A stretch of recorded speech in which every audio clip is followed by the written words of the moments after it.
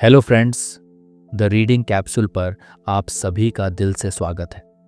क्या आप कभी सोचते हैं हम इतनी भाग दौड़ में जी रहे हैं, लेकिन असल शांति कहाँ है?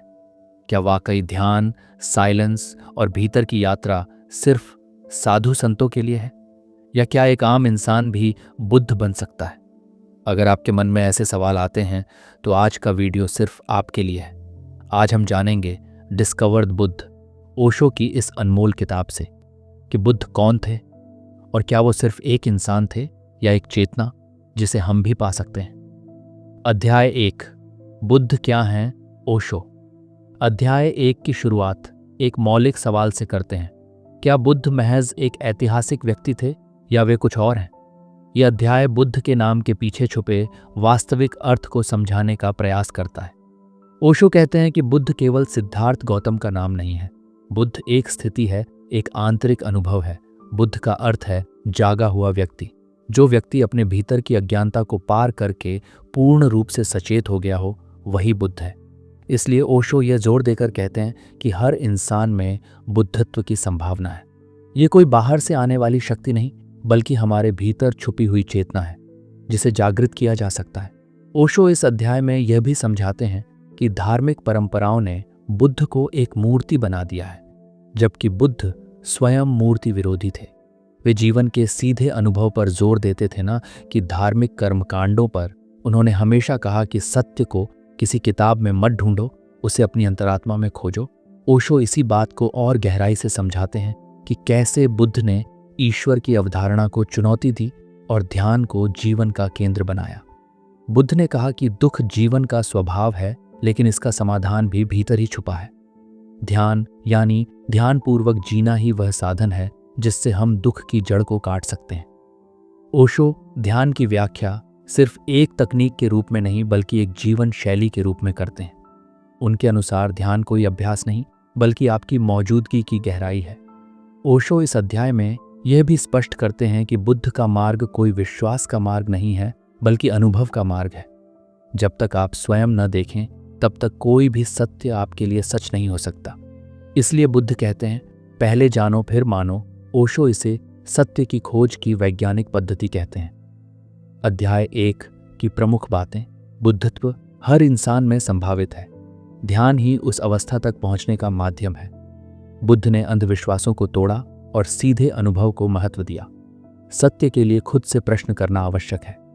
किसी पर विश्वास करने से पहले खुद अनुभव करो।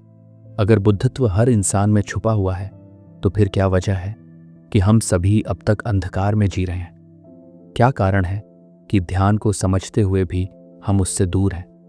इसका उत्तर ओशो अगले अध्याय में देते हैं, जहां वे बताते हैं कि हम ध्यान से क्यों डरते हैं और ध्यान में प्रवेश के पहले कौन कौन सी बाधाएं आती हैं। जानने के लिए देखिए अध्याय 2 का सारांश, जिसमें हम समझेंगे ध्यान की पहली झलक और भय के पीछे छिपे मन के खेल को। आगे बने रहिए और जुड़िए इस आंतरिक यात्रा में जहां आप स्वयं को खोजने वाले हैं। अध्याय 2, ध्यान से डर क्यों लगता है। इस अध्याय में ओशो एक बेहद महत्वपूर्ण और अक्सर न समझे जाने वाले मनोवैज्ञानिक पहलू को उजागर करते हैं। ध्यान से हमारा डर बाहर से देखने पर ध्यान शांतिपूर्ण लगता है, लेकिन जैसे ही कोई व्यक्ति ध्यान में उतरने की कोशिश करता है, उसके भीतर असहजता और भय पैदा होने लगता है। ओशो इसी भय की जड़ तक पहुंचने की कोशिश करते हैं। ओशो कहते हैं कि ध्यान से डरना स्वाभाविक नहीं है, ये एक सीखा हुआ डर है। समाज बचपन से ही हमारे भीतर एक नकली व्यक्तित्व का निर्माण करता है, जिसे ओशो पर्सनैलिटी कहते हैं। ये पर्सनैलिटी हमारे माता पिता, शिक्षकों और समाज के विचारों से बनी होती है। जब हम ध्यान में बैठते हैं तो पहली बार हम इस नकली चेहरे से बाहर झांकने की कोशिश करते हैं। यही वह क्षण होता है जब डर शुरू होता है। ध्यान हमें भीतर की उस वास्तविकता की ओर ले जाता है जिसे हम जीवन भर दबाते रहे हैं। हमारे भीतर बहुत सारा दबा हुआ क्रोध, दुख, असुरक्षा और अधूरी इच्छाएं होती हैं। ध्यान में जैसे ही हम चुप होते हैं, ये सब सतह पर आने लगता है। इसीलिए शुरुआत में ध्यान कष्टदायक और डरावना महसूस हो सकता है। ओशो कहते हैं, ये डर असल में मुक्ति की शुरुआत है। जो इसे पार कर लेता है, वह स्वयं से मिलना शुरू कर देता है। ओशो यह भी बताते हैं कि मन ध्यान का सबसे बड़ा विरोधी है। मन हमेशा व्यस्त रहना चाहता है। वह विचारों की भीड़ में रहना पसंद करता है, क्योंकि वहीं उसका अस्तित्व सुरक्षित महसूस करता है। ध्यान में जब विचार कम होते हैं तो मन डर जाता है। उसे लगता है जैसे उसका अंत आ गया हो, लेकिन ओशो स्पष्ट करते हैं कि ध्यान में मन का अंत नहीं होता, बल्कि उसकी शुद्धता शुरू होती है। ध्यान के आरंभ में आने वाला भय एक संकेत है कि आप सही दिशा में जा रहे हैं। जो लोग इस भय से डरकर वापस लौट जाते हैं, वे स्वयं को जानने से चूक जाते हैं, लेकिन जो इस डर को पार कर लेते हैं, वे भीतर के उस मौन से मिलते हैं जो साक्षात बुद्धत्व है। ओशो ध्यान को किसी विशेष मुद्रा या तकनीक से अधिक एक आंतरिक उपलब्धि मानते हैं। उनके अनुसार ध्यान का मूल अर्थ है होशपूर्वक वर्तमान में जीना। जब व्यक्ति पूरी सजगता से एक साधारण कार्य करता है, जैसे चलना, खाना या सांस लेना, तब वह ध्यान में होता है। इस सजगता की शुरुआत कठिन हो सकती है, लेकिन यही वह द्वार है जिससे व्यक्ति सत्य के क्षेत्र में प्रवेश करता है। अध्याय 2 की प्रमुख बातें ध्यान से डरना स्वाभाविक नहीं, बल्कि समाज द्वारा डाला गया एक डर है। ध्यान में प्रवेश करते ही दबे हुए भावनात्मक झर सतह पर आने लगते हैं। मन विचारों में उलझा रहना चाहता है। ध्यान उसे डराता है। भय ही संकेत है कि आप भीतर की यात्रा पर सही दिशा में हैं। ध्यान कोई तकनीक नहीं, बल्कि पूरी सजगता से जीने की कला है। अगर मन ही ध्यान का विरोधी है, तो क्या हम मन का उपयोग करके ध्यान तक पहुंच सकते हैं, या हमें मन को पूरी तरह त्यागना होगा? क्या मन से परे जाना ही समाधान है, या उसे साधना संभव है? इसका उत्तर ओशो अगले अध्याय में देते हैं, जहां वे ध्यान और मन के संबंध की गहरी व्याख्या करते हैं और बताते हैं कि साधना मन को कैसे मित्र बनाया जा सकता है। जुड़े रहिए अगले अध्याय के लिए, जहां हम समझेंगे ध्यान का विज्ञान और उसकी वास्तविक प्रकृति। अध्याय 3, मन और ध्यान का रिश्ता। इस अध्याय में ओशो ध्यान और मन के बीच के जटिल संबंध को गहराई से समझाते हैं। उन्होंने पहले बताया कि मन ध्यान का विरोधी हो सकता है, लेकिन अब वे यह स्पष्ट करते हैं कि मन को पूरी तरह से त्यागना संभव नहीं है और न ही जरूरी है। मन को समझना और उससे दोस्ती करना ध्यान का असली रास्ता है। ओशो कहते हैं कि मन एक उपकरण है, एक प्रकार का यंत्र है, जिसे हमने अपने जीवन की चुनौतियों को हल करने के लिए विकसित किया है। मन बिना किसी उद्देश्य के अस्तित्व में नहीं है। यह हमारे विचारों, भावनाओं और यादों का केंद्र है। ध्यान मन की गतिविधियों को खत्म नहीं करता, बल्कि उसे संतुलित करता है। जब हम ध्यान करते हैं तो हमारा उद्देश्य मन को दबाना नहीं होता, बल्कि उसे शांत करना होता है। ओशो के अनुसार मन की गतिविधि को देखकर बिना उसमें फंसे हम एक देखने वाले की भूमिका निभाते हैं।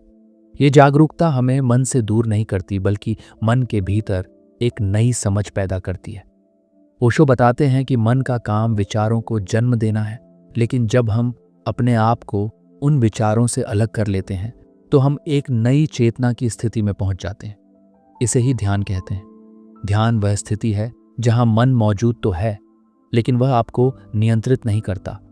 इस अध्याय में ओशो मन और ध्यान के बीच के संतुलन को समझाने के लिए एक उदाहरण देते हैं। वे कहते हैं कि ध्यान एक नदी की तरह है और मन उस नदी में बहने वाली लहरों की तरह।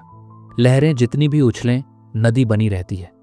इसी तरह मन की गतिविधियां भी चलती रहती हैं, लेकिन ध्यान की स्थिति में हम उन्हें एक बाहरी दृष्टि से देखते हैं। ओशो आगे बताते हैं कि जब हम मन के विचारों और भावनाओं को बिना किसी प्रतिक्रिया के देखते हैं तो हमारा दिमाग और दिल दोनों शांत हो जाते हैं। ये शांति ही बुद्धत्व की शुरुआत है। इस अध्याय में वे साधना की इस प्रक्रिया को समझाने के लिए ध्यान की सरल लेकिन गहन तकनीकों पर भी प्रकाश डालते हैं। अध्याय 3 की प्रमुख बातें: मन को पूरी तरह त्यागना संभव या आवश्यक नहीं है। ध्यान मन की गतिविधि को खत्म करने की जगह उसे संतुलित करने की कला है। जागरूक होकर मन को देखना ही ध्यान की वास्तविक प्रक्रिया है। मन और ध्यान एक दूसरे के विरोधी नहीं, बल्कि पूरक हैं। शांति तभी आती है जब हम मन के विचारों से अलग हो जाते हैं और उन्हें एक दर्शक की तरह देखते हैं। अगर मन और ध्यान एक दूसरे के पूरक हैं, तो क्या ध्यान की गहराई तक पहुंचने के लिए हमें मन की गतिविधियों को पूरी तरह नियंत्रित करना होगा, या मन की स्वतः प्रवाह को स्वीकार करना होगा? क्या ध्यान की प्रक्रिया में नियंत्रण आवश्यक है या आत्मसमर्पण? इस सवाल का जवाब ओशो अगले अध्याय में विस्तार से देते हैं। जहां वे ध्यान के विभिन्न प्रकारों और उनके गहन अनुभवों की चर्चा करते हैं। आइए जुड़े रहिए और जानिए कैसे ध्यान हमारे जीवन की सबसे बड़ी क्रांति बन सकता है। अध्याय 4, ध्यान के प्रकार और उनकी गहराई। इस अध्याय में ओशो ध्यान की विविध प्रकारों और उनके अनुभवों की विस्तृत व्याख्या करते हैं। उन्होंने पहले समझाया कि ध्यान मन और चेतना का संतुलन है।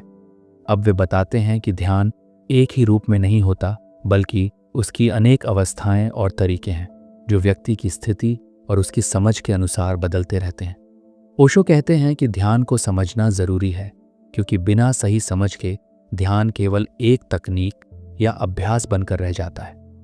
वे ध्यान के 2 मुख्य प्रकारों का उल्लेख करते हैं, सतर्क कॉन्शियस ध्यान और अनसतर्क अनकॉन्शियस ध्यान। सतर्क ध्यान वह स्थिति है जिसमें व्यक्ति पूरी तरह से जागरूक और वर्तमान में रहता है।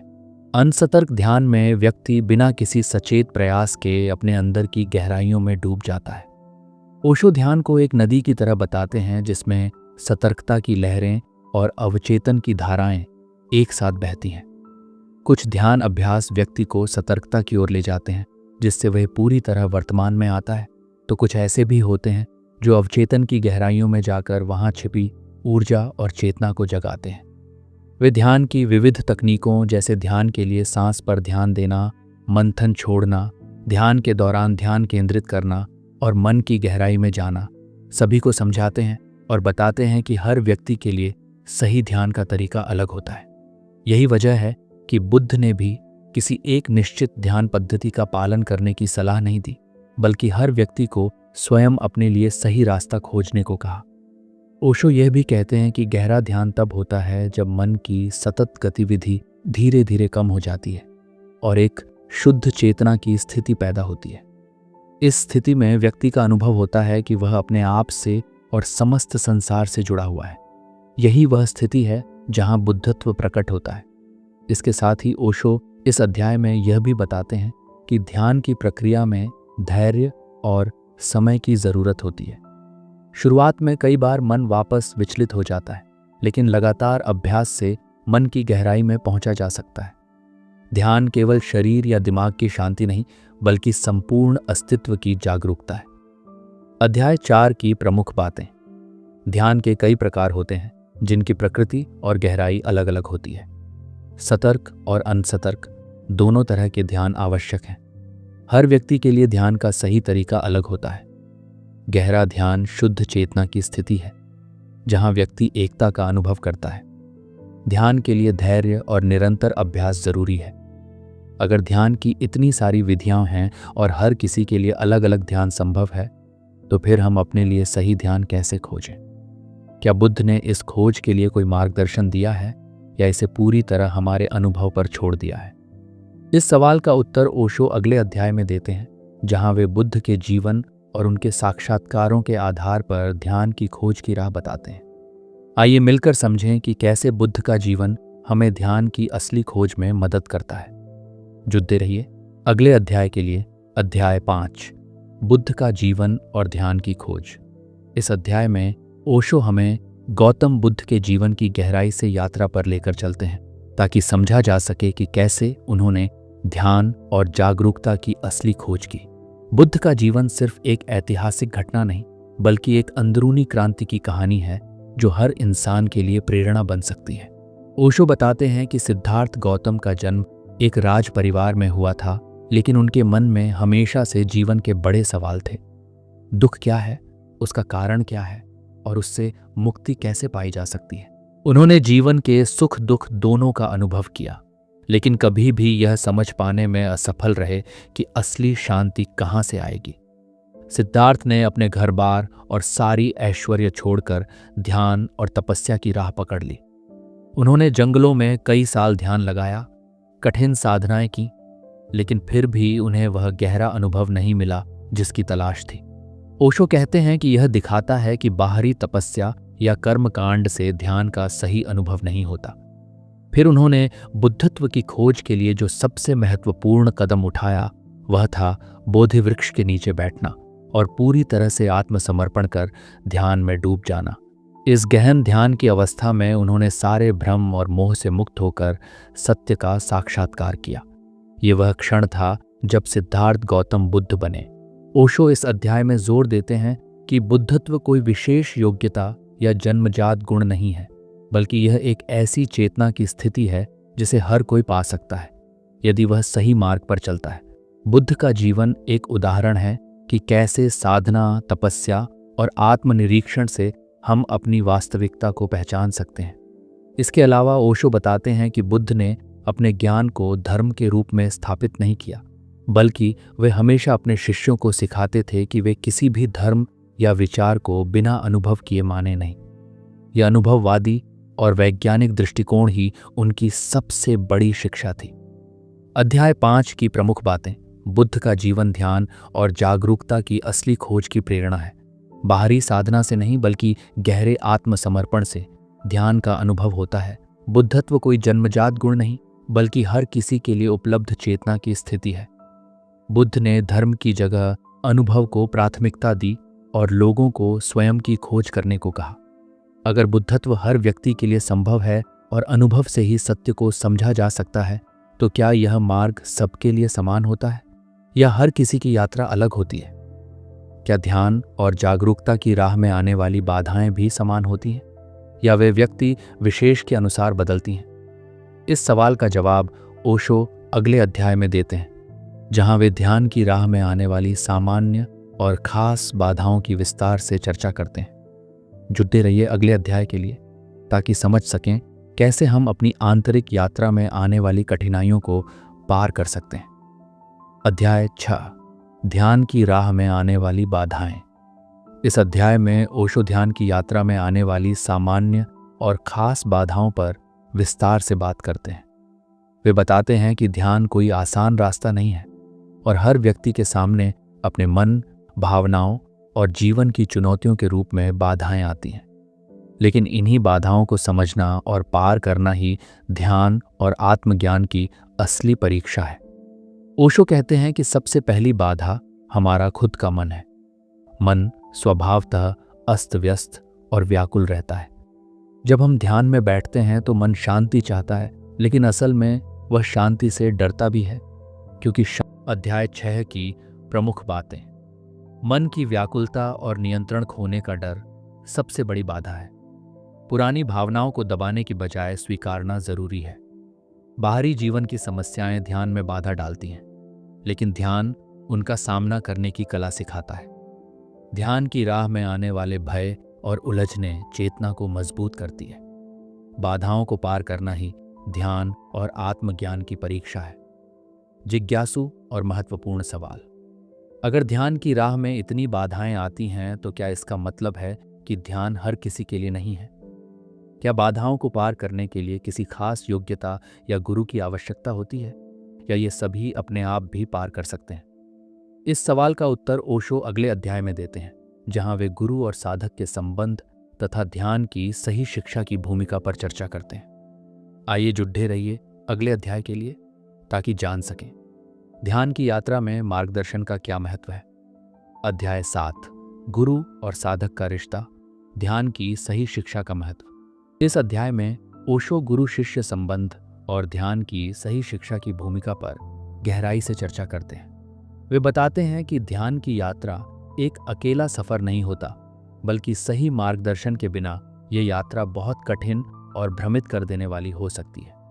ओशो कहते हैं कि गुरु केवल एक शिक्षक या आध्यात्मिक नेता नहीं होता, बल्कि वह एक दर्पण की तरह होता है जो साधक को उसकी असली स्थिति दिखाता है। गुरु की सबसे बड़ी भूमिका साधक के भीतर छुपे हुए बुद्धत्व को जगाना और उसकी आंतरिक खोज को सरल बनाना है। वह कठिनाइयों में भी सही दिशा दिखाता है, जिससे साधक भ्रमित नहीं होता। ओशो ये भी स्पष्ट करते हैं कि गुरु का काम किसी भी सिखाने वाले सिद्धांत को जबरदस्ती थोपना नहीं है, बल्कि साधक को उसकी अपनी समझ और अनुभव तक पहुंचाना है। एक सच्चा गुरु साधक को स्वतंत्रता देता है और उसके सवालों का सम्मान करता है। इस अध्याय में ओशो गुरु की भूमिका को ध्यान की प्रक्रिया में अत्यंत महत्वपूर्ण बताते हुए कहते हैं कि बिना गुरु के ध्यान के मार्ग में आने वाली बाधाएं और भ्रम बढ़ सकते हैं। कई बार साधक गलत पद्धतियों में फंस जाता है या आध्यात्मिक अहंकार में फंसकर असली अनुभव से दूर हो जाता है। गुरु इसी भ्रम से बचाने का मार्ग दिखाता है। ओशो इस बात पर भी जोर देते हैं कि गुरु का चुनाव बहुत सोच समझकर करना चाहिए, क्योंकि गलत गुरु साधक की यात्रा को बिगाड़ सकते हैं। गुरु को पहचानने का सही तरीका है उसकी समझदारी, सहानुभूति और जीवन के प्रति उसकी स्पष्टता को देखना। ओशो कहते हैं कि गुरु का संबंध श्रद्धा और विश्वास से होता है, लेकिन अंध भक्ति से नहीं। साधक को गुरु की बातों को बिना सवाल किए स्वीकार नहीं करना चाहिए, बल्कि हर बात को अपने अनुभव के आधार पर जांचना चाहिए। अध्याय 7 की प्रमुख बातें। गुरु साधक को उसकी असली चेतना से जोड़ने वाला दर्पण है। गुरु का काम थोपना नहीं, बल्कि स्वतंत्रता देना है। बिना गुरु के ध्यान की यात्रा कठिन और भ्रमित हो सकती है। गलत गुरु साधक को गलत रास्ते पर ले जा सकते हैं। गुरु को समझदारी, सहानुभूति और स्पष्ट दृष्टि से पहचाना जाना चाहिए। श्रद्धा हो, लेकिन अंधभक्ति नहीं। अगर गुरु का इतना महत्व है तो क्या बिना गुरु के ध्यान की यात्रा संभव है? क्या आत्मज्ञान केवल अपनी मेहनत और अनुभव से भी पाया जा सकता है, या गुरु का होना अनिवार्य है? इस सवाल का उत्तर ओशो अगले अध्याय में विस्तार से देते हैं, जहां वे आत्मज्ञान की प्रकृति और स्वतंत्र जागरूकता के विषय में चर्चा करते हैं। आइए जुड़े रहिए अगले अध्याय के लिए, ताकि जान सकें क्या सचमुच गुरु के बिना भी बुद्धत्व संभव है या नहीं। अध्याय 8, आत्मज्ञान और स्वतंत्र जागरूकता। इस अध्याय में ओशो आत्मज्ञान की प्रकृति और स्वतंत्र जागरूकता की वास्तविक भूमिका पर गहन प्रकाश डालते हैं। वे यह स्पष्ट करते हैं कि आत्मज्ञान किसी विचार या जानकारी का विषय नहीं है, बल्कि यह एक जीवंत अनुभव है। ऐसा अनुभव जो व्यक्ति को उसकी सीमाओं से परे ले जाता है और उसे उसकी मौलिक स्थिति में स्थापित कर देता है। ओशो कहते हैं कि आत्मज्ञान को केवल पढ़कर, सुनकर या विचार करके नहीं पाया जा सकता। ये कोई दर्शन शास्त्र नहीं, बल्कि एक आग में उतरने जैसा जीवंत प्रयोग है। इसे केवल स्वयं के अनुभव से ही जाना जा सकता है, और यही कारण है कि बुद्ध ने हमेशा अनुभव को प्राथमिकता दी, न किसी ग्रंथ को, न किसी मत को, न किसी परंपरा को। इस अध्याय में ओशो ये भी बताते हैं कि स्वतंत्र जागरूकता आत्मज्ञान का पहला और सबसे मूलभूत कदम है। इसका मतलब है अपने जीवन की हर गतिविधि को पूरी सजगता से देखना, बिना किसी प्रतिक्रिया के, बिना किसी पूर्व धारणा के। जब आप अपनी ही सांसों, विचारों, भावनाओं, क्रोध और लालसा को एक दर्शक की तरह देखने लगते हैं, तब भीतर कुछ बदलने लगता है। वही जागरूकता धीरे धीरे गहराती है और अंततः आत्मज्ञान में परिणत होती है। ओशो यह स्पष्ट करते हैं कि गुरु आत्मज्ञान तक पहुंचने का द्वार खोल सकता है, लेकिन उस द्वार से भीतर आपको खुद ही जाना होता है। यदि साधक में प्रबल इच्छा, सच्ची खोज और पूरी ईमानदारी हो, तो वह बिना गुरु के भी इस सत्य तक पहुंच सकता है। लेकिन यह मार्ग कठिन होता है और भ्रम से भरा होता है। वहीं एक सच्चे गुरु की उपस्थिति यह यात्रा सरल और सुरक्षित बना सकती है। ओशो यह भी बताते हैं कि आत्मज्ञान का मतलब कोई चमत्कारी स्थिति नहीं है, बल्कि यह एक अत्यंत सहज अवस्था है जहां अहंकार समाप्त हो जाता है, द्वंद्व मिट जाता है और व्यक्ति एक गहन मौन में स्थित हो जाता है। वह न तो अपने को श्रेष्ठ मानता है, न ही हीन, वह केवल है। जैसे एक फूल खिलता है, वैसे ही वह जीवन को बिना किसी भय, अपेक्षा या बंधन के जीता है। अध्याय 8 की प्रमुख बातें। आत्मज्ञान एक जीवंत अनुभव है, केवल विचार नहीं, स्वतंत्र जागरूकता। आत्मज्ञान की पहली सीढ़ी है हर भाव, विचार और क्रिया को देखना ही ध्यान है। गुरु सहायता कर सकता है, लेकिन यात्रा स्वयं ही करनी होती है। आत्मज्ञान कोई चमत्कार नहीं, बल्कि सहज और मौन की अवस्था है। यह स्थिति हमें जीवन की सच्ची स्वतंत्रता से जोड़ती है। अगर आत्मज्ञान केवल अनुभव से प्राप्त होता है और स्वतंत्र जागरूकता से ही यह गहराता है, तो क्या यह जागरूकता हमारे दैनिक जीवन के हर कार्य में भी विकसित की जा सकती है?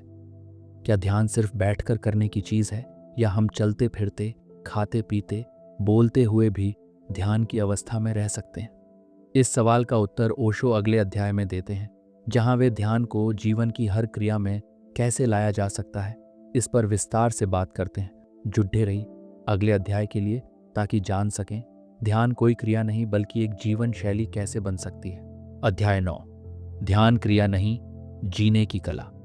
इस अध्याय में ओशो ध्यान को केवल एक अभ्यास या तकनीक के रूप में नहीं, बल्कि जीवन जीने की एक संपूर्ण कला के रूप में प्रस्तुत करते हैं। वे कहते हैं कि अधिकतर लोग ध्यान को एक सीमित समय की गतिविधि समझते हैं, जैसे सुबह आधे घंटे आंख बंद करके बैठना, सांसों पर ध्यान देना या किसी मंत्र का जप करना। लेकिन ओशो के अनुसार यह ध्यान की वास्तविक परिभाषा नहीं है। ओशो कहते हैं कि ध्यान वह है जो आप पूरे दिन करते हैं। जब आप पूरी सजगता से कोई कार्य करते हैं, चाहे वह खाना खाना हो, चलना हो, सुनना हो, बोलना हो या यहाँ तक कि श्वास लेना, यदि आप उसमें पूरी तरह उपस्थित हैं तो वही ध्यान है। ध्यान कोई अलग से जोड़ा गया कर्म नहीं, बल्कि वही चेतना है जो हर कर्म को पूर्णता देती है। इस अध्याय में वे इस भ्रांति को तोड़ते हैं कि ध्यान किसी एकांत या शांत वातावरण में ही संभव है। वे कहते हैं कि जीवन का हर क्षण ध्यान के लिए उपयुक्त है, बस जरूरत है सजगता की। जब आप गुस्से में हैं और उस गुस्से को बिना किसी हस्तक्षेप के पूरी जागरूकता से देखते हैं तो वही ध्यान है। जब आप किसी के साथ पूरी उपस्थिति में संवाद कर रहे हैं तब भी आप ध्यान में हैं। ओशो बताते हैं कि ध्यान का केंद्र कोई विशेष क्रिया नहीं, बल्कि दृष्टा भाव है, देखने की क्षमता। जब व्यक्ति अपने भीतर की हर हलचल को, हर भावना को बिना किसी जजमेंट के देखता है, तब ध्यान अपने आप घटता है। इसे पैदा नहीं करना होता, केवल मार्ग से अड़चनें हटानी होती हैं। ध्यान धीरे धीरे व्यक्ति के स्वभाव का हिस्सा बनता है। वह किसी धर्म, परंपरा या विधि से बंधा नहीं रहता। वह सहज होता है और इस सहजता में ही व्यक्ति अपने भीतर के मौन और शांति से जुड़ने लगता है। ओशो कहते हैं कि ध्यान कोई संघर्ष नहीं है, ये समर्पण है। अपने भीतर की स्थिति को बिना हस्तक्षेप के देखना ध्यान कोई सीमित अभ्यास नहीं, बल्कि जीवन की संपूर्ण दृष्टि है। हर कार्य को सजगता से करना ही ध्यान है। ध्यान का केंद्र कोई क्रिया नहीं, बल्कि देखने की क्षमता है। ध्यान का अभ्यास जीवन के हर पल में संभव है। ध्यान कोई संघर्ष नहीं, बल्कि सहज जागरूकता की अवस्था है। जब ध्यान स्वभाव बन जाए तो व्यक्ति भीतर से बदलने लगता है। यदि ध्यान को हर पल में लाया जा सकता है और वह जीवन का हिस्सा बन सकता है, तो फिर यह परिवर्तन व्यक्ति के भीतर क्या बड़ा बदलाव लाता है। क्या ध्यान केवल मानसिक शांति देता है या यह हमारे अस्तित्व की दिशा ही बदल देता है? इस सवाल का उत्तर ओशो अगले अध्याय में विस्तार से देते हैं, जहां वे ध्यान से उत्पन्न होने वाले आंतरिक रूपांतरण और बुद्धत्व की अंतिम अवस्था की गहराई से व्याख्या करते हैं। जुड़े रहिए ताकि आप जान सकें ध्यान केवल साधन नहीं, बल्कि अंततः स्वयं मुक्ति का द्वार कैसे बनता है। अध्याय 10, ध्यान से रूपांतरण तक, भीतर जागने की अंतिम छलांग। इस अध्याय में ओशो ध्यान के अंतिम प्रभाव और उससे होने वाले आंतरिक रूपांतरण की गहराई से चर्चा करते हैं। अब तक ध्यान को एक अभ्यास और जीवन शैली के रूप में समझाने के बाद वे अब यह दिखाते हैं कि ध्यान जब पूरी तरह व्यक्ति के भीतर उतर जाता है तो वह केवल शांति या मानसिक सुकून नहीं देता, बल्कि पूरा अस्तित्व रूपांतरित हो जाता है। ओशो कहते हैं कि ध्यान एक बीज है और आत्मज्ञान उसका फूल। जब यह बीज ध्यान के रूप में बोया जाता है और लगातार सजगता से सींचा जाता है, तब भीतर एक विस्फोट होता है। और यह विस्फोट अहंकार, भय, द्वंद्व और असत्य के खात्मे का होता है। व्यक्ति भीतर से हल्का हो जाता है, जैसे कोई बोझ जो बरसों से ढो रहा था अब अचानक गिर गया हो। ध्यान का सबसे बड़ा प्रभाव होता है भीतर की साक्षी का जागना। और जब यह साक्षी भाव स्थिर हो जाता है, तब जीवन में प्रतिक्रियाएं नहीं, उत्तरदायित्व आते हैं। क्रोध, दुख, ईर्ष्या जैसी भावनाएं अब पकड़ नहीं पाती, क्योंकि अब व्यक्ति उनमें डूबता नहीं, केवल उन्हें देखता है। और देखने से ही परिवर्तन की प्रक्रिया शुरू हो जाती है। ओशो यह भी कहते हैं कि यह परिवर्तन किसी एक दिन या एक अनुभव से नहीं आता। यह धीरे धीरे भीतर फैलता है, जैसे सुगंध फैलती है। यह मौन होता है, लेकिन इसका असर व्यक्ति के जीवन के हर स्तर पर होता है, सोचने के ढंग से लेकर रिश्तों तक और काम से लेकर आत्मा तक। इस रूपांतरण में सबसे महत्वपूर्ण बिंदु है स्वयं को जानना। ओशो इसे सबसे बड़ा चमत्कार कहते हैं। जब व्यक्ति अपनी सत्ता को जान लेता है, तब वह स्वतंत्र हो जाता है, समाज की अपेक्षाओं से, धर्मों की मान्यताओं से और यहाँ तक कि मृत्यु के भय से भी। यही बुद्धत्व है, यही निर्वाण है, जहां कुछ भी बांधने को शेष नहीं रहता। ध्यान से आत्मा का रूपांतरण शुरू होता है। सजगता जब स्थिर हो जाती है तो भीतर की साक्षी जाग जाती है। ये रूपांतरण मानसिक नहीं, अस्तित्विक होता है। ध्यान केवल शांति नहीं, बल्कि आत्मा की मुक्ति का द्वार है। रूपांतरण धीरे धीरे जीवन के हर क्षेत्र को बदल देता है। स्वयं को जानना ही बुद्धत्व की अंतिम अवस्था है। जब व्यक्ति पूरी तरह रूपांतरित हो जाता है और अपने भीतर के सत्य को पहचान लेता है, तब वह इस संसार को कैसे देखता है? क्या एक बुद्ध को भी संसार के दुख, सुख, संबंध और मृत्यु प्रभावित करते हैं? इस रहस्य को ओशो अगले अध्याय में खोलते हैं, जहां वे बुद्धत्व की दृष्टि से संसार को देखने की कला और पूर्ण स्वतंत्रता की अनुभूति का रहस्य प्रकट करते हैं। जुड़े रहिए, क्योंकि अगला अध्याय वह दहलीज है जहां साधक बुद्ध बन जाता है। अध्याय 11, संसार में रहते हुए बुद्ध कैसे जीता है। इस अध्याय में ओशो एक बहुत ही महत्वपूर्ण और गहरे प्रश्न पर प्रकाश डालते हैं। जब कोई व्यक्ति बुद्धत्व को प्राप्त कर लेता है, आत्मज्ञान के शिखर पर पहुंच जाता है, तो फिर वह इस संसार में कैसे जीता है? क्या वह भी आम लोगों की तरह जीवन को जीता है या कुछ अलग ढंग से? और अगर अलग, तो कैसा? ओशो बताते हैं कि बुद्ध होने का मतलब ये नहीं है कि व्यक्ति दुनिया से भाग जाए। ये भी नहीं कि वह किसी जंगल में जाकर चुप बैठ जाए।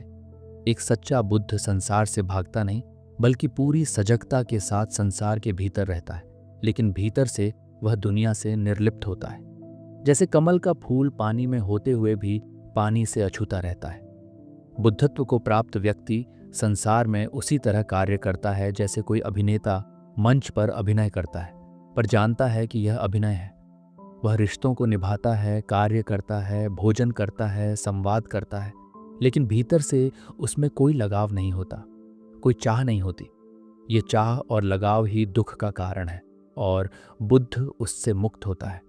ओशो कहते हैं कि बुद्ध व्यक्ति के भीतर एक शांति होती है जो परिस्थिति से नहीं बदलती। न प्रशंसा उसे फूलाती है, न निंदा उसे गिराती है।